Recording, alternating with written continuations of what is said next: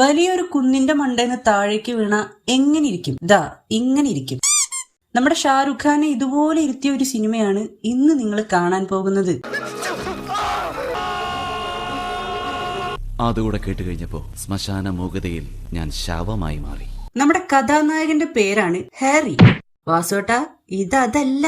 Harry ഒരു tourist ഗൈഡാണ്. ഹാരിക്ക് സ്വന്തമായിട്ട് വീടില്ല, കയ്യില് കാശില്ല, ചില നേരത്ത് മൂപ്പർക്ക് കഴിക്കാൻ പോലും ഒന്നും കിട്ടാറില്ല. പെണ്ണുങ്ങളൊക്കെ ഹാരിയെ ചവിട്ടി പുറത്താക്കാണ്. പക്ഷെ ഹാരിയുടെ വയറ്റിലും പോക്കറ്റിലും ഒന്നും ഇല്ലെങ്കിലും കയ്യിലൊരു BMW കാറൊക്കെ ഉണ്ട്.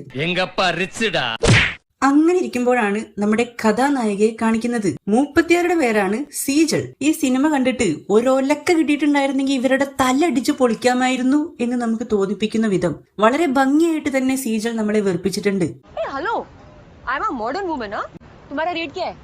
സംഭവം എന്താന്ന് വെച്ചാ, ഈ സീജളിന്റെ കല്യാണ മോതിരം ടൂറിന്റെ ഇടയ്ക്ക് വെച്ച് എവിടെയോ കാണാതെ പോയി. അപ്പൊ അത് കണ്ടുപിടിച്ചു തരാൻ വേണ്ടി ടൂറിസ്റ്റ് ഗൈഡായ ഹാരിയെ ഇവര് നിർബന്ധിക്കുകയാണ്. കഥ ഇനിയാണ് ആരംഭിക്കുന്നത്. സത്യത്തിൽ നമ്മുടെ ഹാരിയുടെ പേര് ഹാരി എന്നാണെങ്കിലും ഈ ചേച്ചി എപ്പോഴും അവനെ ഹെറി ഹെറി എന്നാണ് വിളിക്കുന്നത്.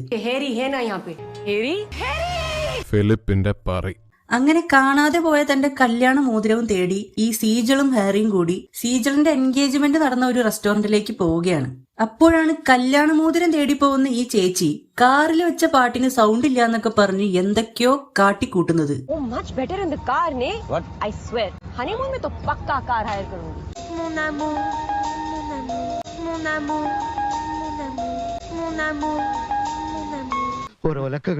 കാരണം വല്ല വട്ട് പിടിച്ചെന്തിയാണ് ഇത് ഓരോന്ന് കാട്ടിക്കൂട്ടുന്നത്.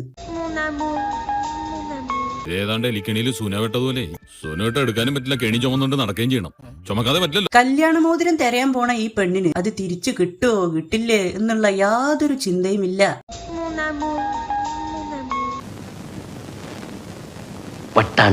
അങ്ങനെ റെസ്റ്റോറന്റിൽ പോയി നോക്കുമ്പോ അവിടെ ഈ മോതിരം കാണാനില്ല.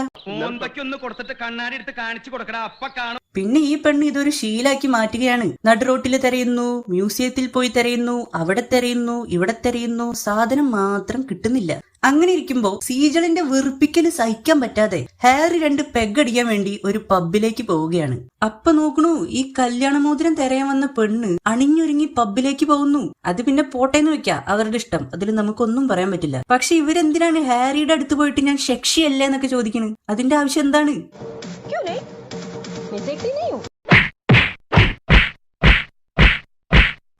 അത് കഴിഞ്ഞ് പിന്നെ ഇതിന്റെ കുറെ വെറുപ്പിക്കൽ അങ്ങോട്ട് കാണിക്കും. എന്റെ പൊന്നോ, സഹിക്കാൻ പറ്റില്ല.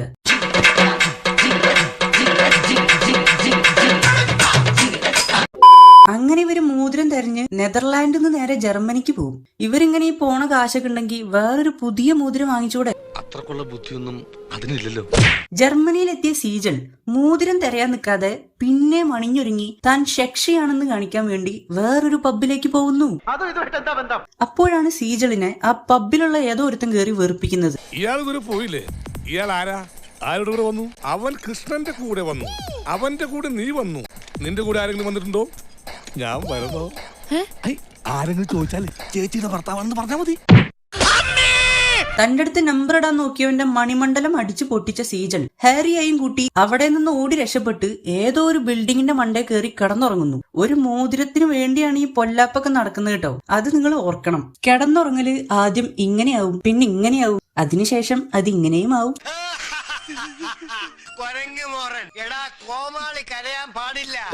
നേരം വെളുത്തപ്പോ ബോധം വന്ന ഹാരി അവിടുത്തെ ഏതോ ഒരു ചുമരുമ പിടിച്ച് കുനിഞ്ഞിരുന്ന് എന്തൊക്കെയോ പിറുപിറുക്കും.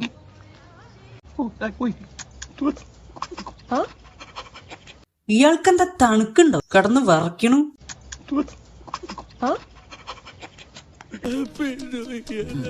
വ്യക്തമായില്ല. എന്താ ഒരു വല്ലായ്മ? ഈ സമയത്ത് ഞാൻ കടപ്പുറത്തിരിക്കേണ്ടവനാ. എന്തിന്? പ്രഭാത കർമ്മങ്ങൾക്ക്. നമ്മളൊക്കെ രാവിലെ എണീറ്റ് കഴിഞ്ഞാൽ ബ്രഷ് എവിടെ, ചായ എവിടെ, തോർത്തെവിടെ, അങ്ങനെയൊക്കെയാ ചോദിക്കുക. പക്ഷെ ഇവിടെ ഒരുത്തൻ പഞ്ചാബത്തെ കർഷകർക്ക് എന്തിനാണ് ഉറക്കെ പാട്ട് പാടുന്നെന്ന് അറിയോന്നൊക്കെയാ ചോദിക്കുന്നത്. അങ്ങനെ ചോദിച്ചിട്ട് മൂപ്പരൊരു പാട്ട് അങ്ങോട്ട് പാടുകയാണ്. ആരോട് ചോദിച്ചിട്ട്?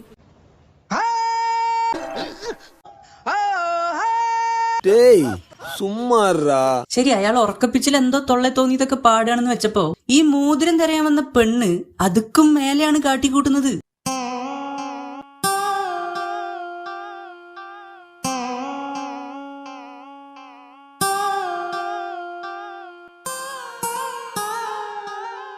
ഇതൊക്കെ പിന്നെ എന്തേലും കാണിക്കട്ടെ എന്ന് വെച്ച് ഒഴിവാക്കി വിടാം. പക്ഷെ ഈ തല്ലിപ്പൊളി പാട്ട് കഴിഞ്ഞിട്ട് സീജൽ ഒരു ഡയലോഗ് പറയും. എന്റെ മോനെ, അതാണ് ഈ സിനിമയുടെ ഒന്നാമത്തെ ഹൈലൈറ്റ്. നീ വിഷയത്തേക്ക് പാടാമായണ്ടി. കാണാതെ പോയ തന്റെ മോതിരം കിട്ടുന്നവരെ തന്നെ സ്വന്തം ഗേൾഫ്രണ്ടിനെ പോലെ കണ്ടോളാൻ സീജൽ ഹാരിയോട് പറയുന്നു.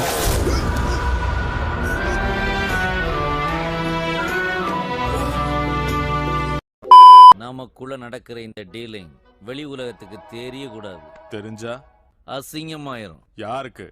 எனக்கு. അങ്ങനെ ഇവര് മോതിരം തെരഞ്ഞ് ജർമ്മനിയിൽ നിന്ന് നേരെ ഹംഗറിയിലേക്ക് പോയി. തിയേറ്ററിൽ ഇതിരുന്ന് കണ്ടവരൊക്കെ അവരുടെ വീട്ടിലും പോയി.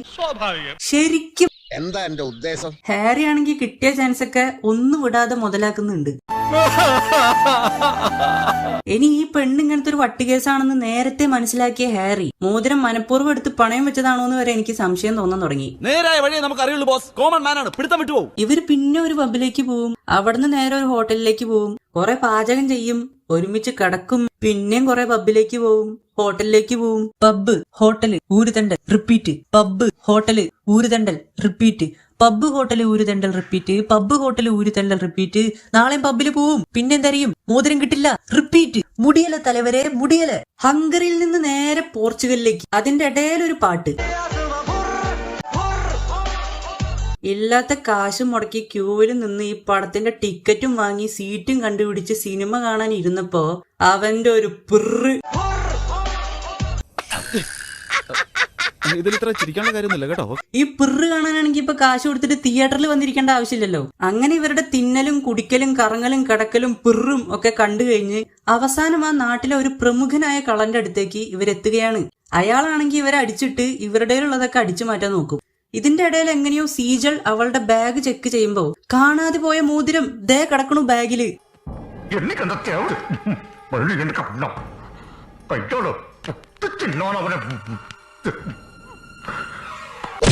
പണ്ടാറടങ്ങാനായിട്ട്. ശരി, മോതിരം കിട്ടിയല്ലോ, ഇനിയെങ്കിലും ഈ പടം അവസാനിക്കുമല്ലോ എന്ന് ഞാൻ വിചാരിച്ചപ്പോ ഈ പെണ്ണ് മോതിരം കിട്ടിയ കാര്യം നമ്മുടെ ഹാരിയോട് പറയുന്നില്ല. അയ്യോ, അങ്ങനെ പറഞ്ഞൂടാ. അങ്ങനെ പറഞ്ഞില്ലെങ്കിൽ എന്താ സംഭവിക്കുക?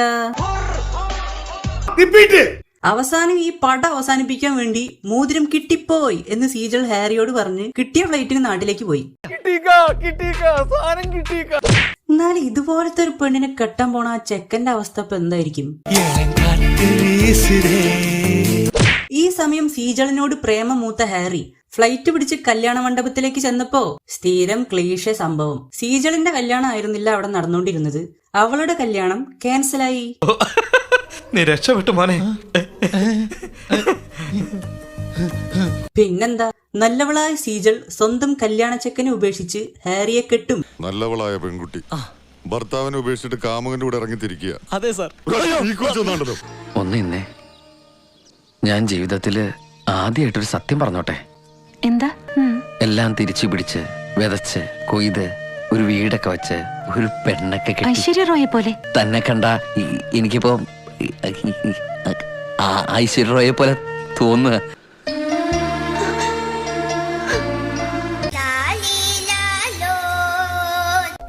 കഴിഞ്ഞു, എന്നാ പൊക്കോ. ശരി, എന്നാ ഇവരൊന്നായല്ലോ, ഇപ്പോഴെങ്കിലും പടം തീരുമല്ലോ എന്ന് വെച്ചാ അതും നടന്നില്ലാന്നേ. ഇതിന്റെയൊക്കെ ഇടയിൽ ഹാരിയുടെ ഒരു ഫ്ലാഷ് ബാക്ക് ഉണ്ടായിരുന്നു. അതായത് ചെറുപ്പത്തിൽ പഞ്ചാബിലെ തന്റെ വീട്ടുകാരെ വിട്ട് വന്നാണ് ഹാരി ലണ്ടനിൽ ഒറ്റയ്ക്ക് താമസിച്ചിട്ടുണ്ടായിരുന്നത്.